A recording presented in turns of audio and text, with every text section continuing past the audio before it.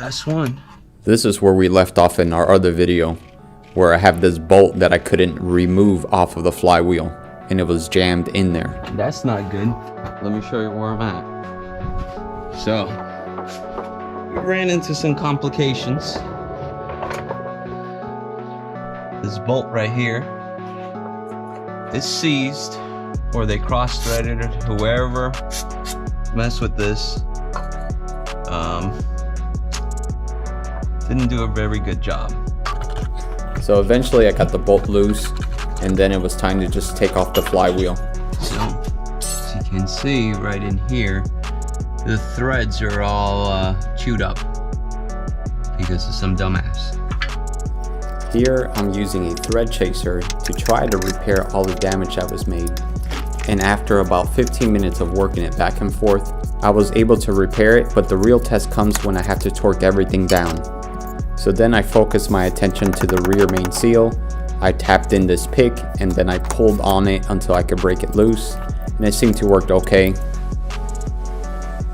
So here I'm installing the rear main seal, and I'm lightly tapping around the seal. This is the pylon bearing here. We got to remove this one, and what I'm going to be using is a bolt and a nut. So basically you're going to wedge it behind it, okay? You're going to insert it inside here.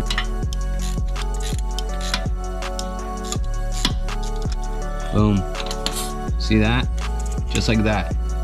It pushes it right out. You have your pallet bearing, and you get a socket, and you match it to the same size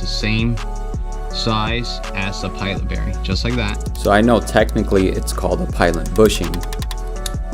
Now I like to use an extension, but you guys know what I'm talking about. So whenever you're installing one of these, make sure to take your time, because these are made out of brass and you could damage them. So now it was time to install the flywheel. I hand tightened everything really good before I torqued everything down, and this is where I think the other person messed up. I don't think that they used a torque wrench. I believe they just used an impact gun, and they let it have it. Alright guys, we're getting ready to install this pressure plate and clutch assembly. So whenever you get a brand new pressure plate, okay, it's going to have oil all right here. You're going to want to clean that off. You're going to want to use some brake cleaner, spray it, and clean it off. You got to wipe that away. You don't want any of that oil contaminating your clutch. Okay?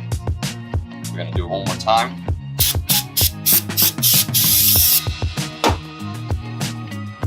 And just wipe it off.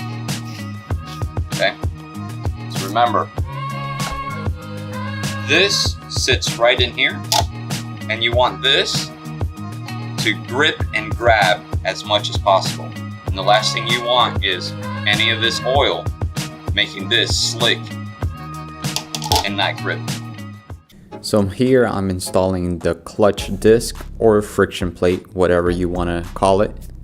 And I'm using the centering tool to assure that the input shaft, it's gonna line up with the disc when I install the transmission. So I torque everything down, and when I was done, I removed the centering tool. So next I turned my attention to the slave cylinder, and this is the whole reason I dropped the transmission. The throwout bearing was making a ton of noise, and if you haven't seen that video, I posted it before this one, you could see what I found. And long story short, it was a hot mess.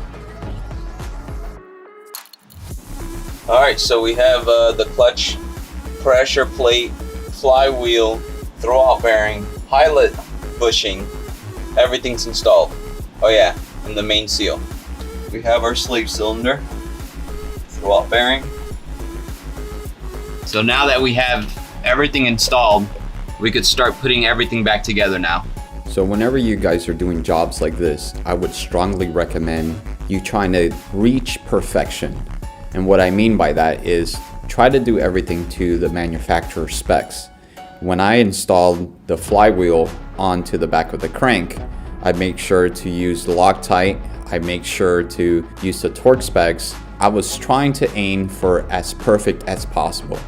I know it's not ideal every time and not everything's gonna work out just fine, but you should strive for perfection, because a job like this where you have to take the transmission off just to get to something you forgot to do correctly, it's not fun.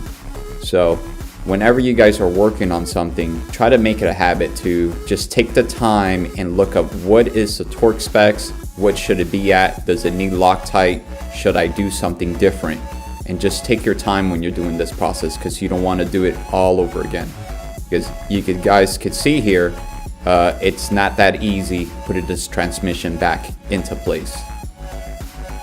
So here you can see I took advantage of the fact that I was removing the exhaust off of the vehicle, and I went ahead and upgraded to a full catback. And this was a must because the straight pipe that it had, it sounded like crap.